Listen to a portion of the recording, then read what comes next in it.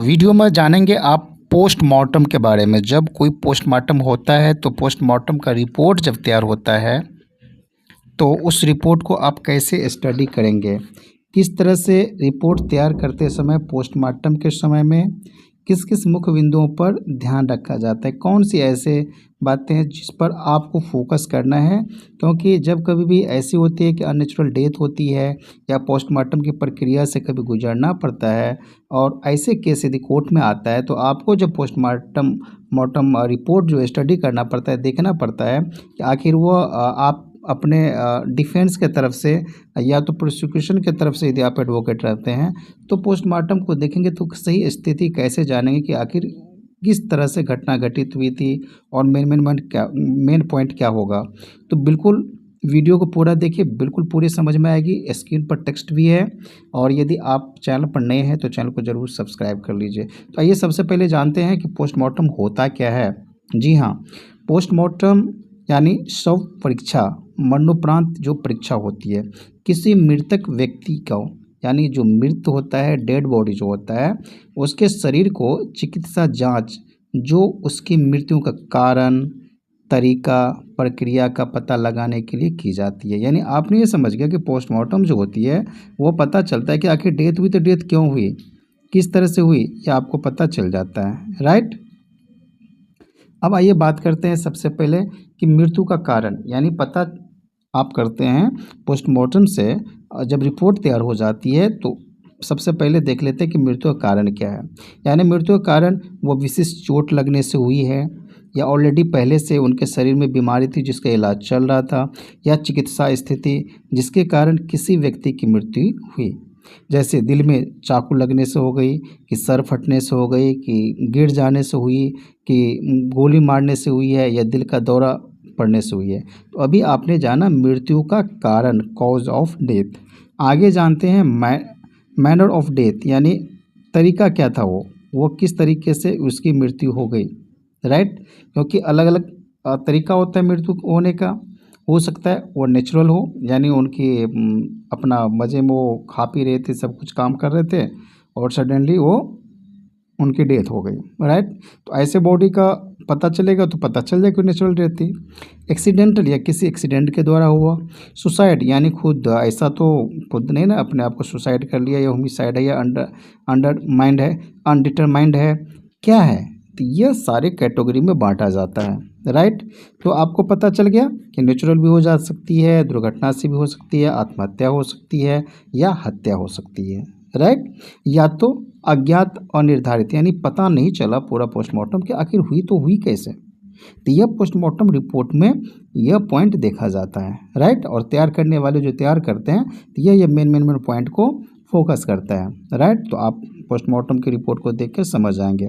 अब आइए बात करते हैं कि मृत्यु की प्रक्रिया के बारे में, मैकेनिज्म ऑफ डेथ के बारे में बात कर लेते हैं। तो मृत्यु की जो प्रक्रिया है यह ये बताता है कि मृत्यु के कारण से शरीर में होने वाली शारीरिक या रासायनिक गड़बड़ी जो जीवन के साथ असंगत है, जैसे अत्यधिक रक्तस्राव। यानी हुआ क्या कि जब मृत्यु हुई तो मृत्यु होने के बाद यदि उनको गोली लगा होगा, या तो उनका किसी ने सर फाड़ दिया, या एक्सीडेंट हुई, तो पता चल जाएगा कि उनके बॉडी से जैसी ये घटना घटी तो उसके बाद जो है रक्त की बहाव जो है उनके शरीर से ज़्यादा रक्त बह गया, जिससे कारण वो बाद में मर गया। यानी पहले वो ठीक था, घटना घटा तो, और रक्त बहने के कारण जो है बाद में उनकी तुरंत नहीं हुई, कुछ देर के बाद हुई।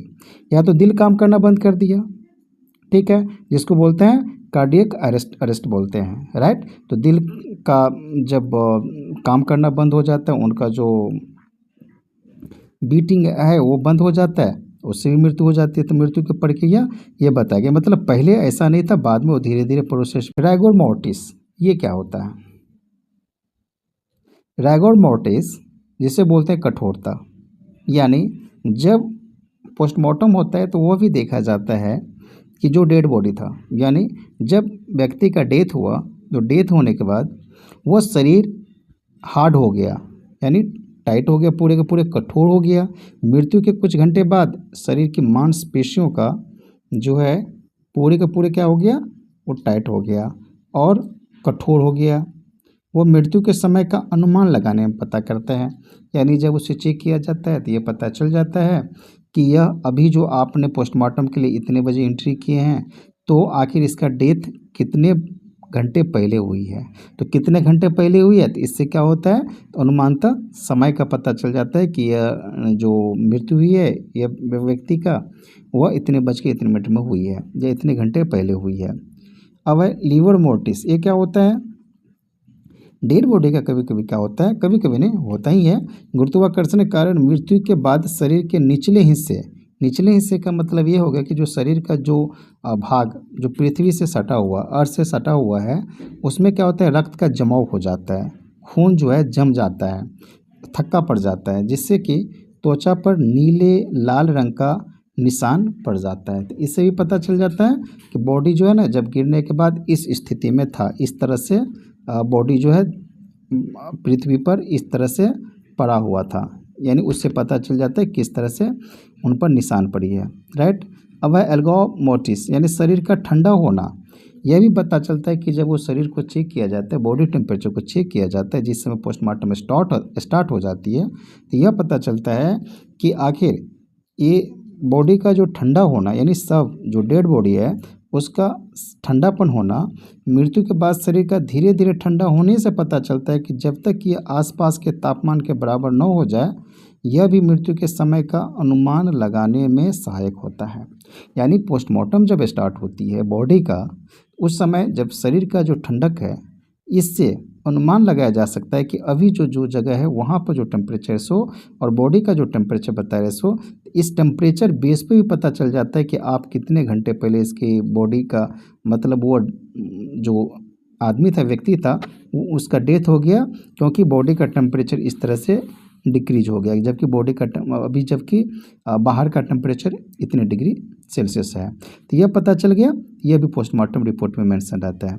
अब आइए एक चीज़ और जान लेते हैं, जो है हिस्टोलॉजी यानी ऊतक विज्ञान। यह क्या बताता है कि जो बॉडी में जो शरीर के अंग में जो टिश्यूज होते हैं, जो ऊतक होते हैं, कि सूक्ष्म संरचना का अध्ययन होता है उससे। पोस्टमार्टम के दौरान अक्सर छोटे ऊतक और अंगों के नमूने इस जांच के लिए लिए जाते हैं, जिससे कि पता चलता है कि वह किस तरह का उसका संरचना बना हुआ है, टिश्यू जो है उसका डेड हो गया है कि टिश्यू अब बनने वाला तैयार है कि नहीं है, यह भी पता चलता है। अब आइए टॉक्सिकोलॉजी यानी विष विज्ञान। यानी कभी कभी देखने को ये मिलता है कि कुछ इंसान जो है, उनके बॉडी में जैसे कुछ खाया तो खाने के बाद भी पॉइजन बन जाता है, ठीक, जैसे फूड पॉइजन बोलते हैं। कुछ नॉर्मल चीज़ खाया तब भी वो फूड पॉइजन बन गया, या तो ऑलरेडी उसके बॉडी में यदि वो जहरीला पदार्थ चला जाता है किसी चीज़ के माध्यम से, ठीक है, तो यह भी पता चलता है, जैसे कि जहर, उनके प्रभावों और शरीर के उनके उपस्थितियों का पता लगाने में विज्ञान। विषाक्तता यानी टॉक्सिक, उसका एनालिसिस होता है, जैसे कि दवा उसके अंदर में चला गया, या दवा किसी भोजन के माध्यम से चला गया, किसी ने कोई दवाइयाँ दे दी, या कोई नशीली पदार्थ दे दी, या कोई नशीली जहरीली दवा दे दी, इसकी जांच भी होती है। तो आपने अभी तक समझा कि पोस्टमार्टम रिपोर्ट में जो मेन बातें हैं वो कौन कौन सी बातें हैं और किस किस चीज़ पर फोकस रहती है। और उसके बाद जब पोस्टमार्टम आती है, तो पोस्टमार्टम में आप केस का दौरान जो है कोर्ट में आप उसे अच्छे समझ पाते हो कि ये जो डेथ बताई गई है, उस साफ साफ बताई गई है किस कारणवश हुई है, राइट। तो आपने ये समझा कि कभी भी बॉडी का जो डेड बॉडी का जो पोस्टमार्टम होता है, सब फ्रिक्शन होता है, उस एग्जामिनेशन जो होता है, वो मुख्य बिंदुओं पर ध्यान देकर बनाया जाता है। और यही बातों आपको ध्यान में भी रखना है, किस तरह से उसे हम स्टडी कर पाएंगे रिपोर्ट को। उम्मीद करता हूँ कि पोस्टमार्टम के जो मुख्य बिंदु मैंने लाया आपके सामने, वो आपके लिए बहुत ही अच्छा हुआ होगा। Thank you so much.